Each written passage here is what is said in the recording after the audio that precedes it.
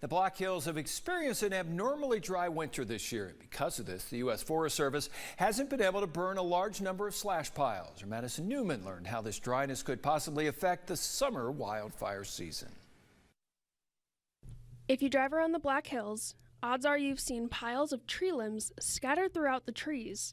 Those piles are supposed to be burned to help reduce the hazards during a wildfire. Sure. Well, I'm going to say that we're not going to be able to lessen the chance of a wildfire because we always have risk across the forest. But what we are doing is we're reducing the hazard that's out there. According to Stover, the snow doesn't play a huge part in determining summer fire conditions, but the rain from March through June does. But if conditions stay dry, those slash piles could intensify a wildfire if it happens.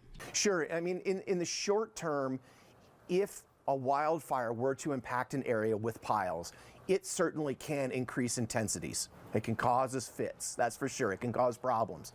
However, that short-term risk that we're looking at is worth it for the long-term gain, is truly what it comes down to. That's part of our planning, is that we'll prioritize areas where there are piles on the ground, and we're also very focused on not putting so many piles in certain areas because we know that we lose snow or we don't hold snow throughout the season.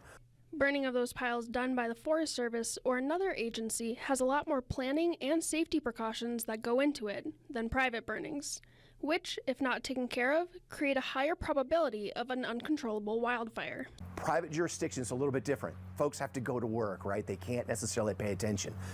What I would encourage folks to do is ensure that the piles are out, okay? If they're gonna leave them, they're gonna call them out. What a person wants to do is work the edges with some variety of tools, shovel, rake, what have you. Use the back of your hand, and you want to tap around the edge of that pile to ensure that that thing is out. We will have more information about burn piles and how they can play a part in wildfires on our website. Reporting in Custer, I'm Madison Newman.